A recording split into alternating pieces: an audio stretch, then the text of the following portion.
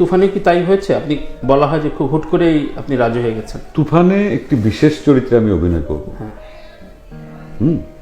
তা সেই চরিত্রে আমার হয়তো উপস্থিতি খুবই কম সময়, কিন্তু ওই অল্প সময়টুকু যদি আমি কাজে লাগাতে পারি।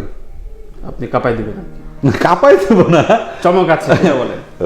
শাকিব খান পুরো সিনেমা জুড়ে থাকবেন এবং সেই সঙ্গে আমি কিছু সময় উপস্থিত থাকব।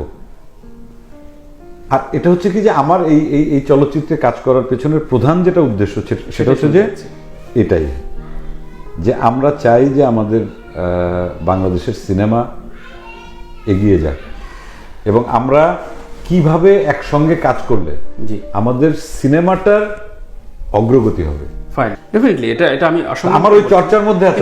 ছোট বড় চরিত্র বলে আমার কাছে আসলে কোনো ক্যামেরায় বলেন যে আপনি মেন প্রোটাগনিস্ট, নেক্সট কোনো ফিল্মে সাকিবও একটা ক্যামিওতে আসবে, সেটা হতেই পারে, এবং সেই বিশ্বাস রেখে আপনি তুফানে কাজ শুরু করছেন। না, সেই বিশ্বাস না, সেটা চাওয়া রেখে সাকিব যদি সেটা আসে, সেটা সম্ভব হবে। এখন সেটা তো সাকিব বলতে পারবে, এবং আমি অবশ্যই সেটা খুশি হব।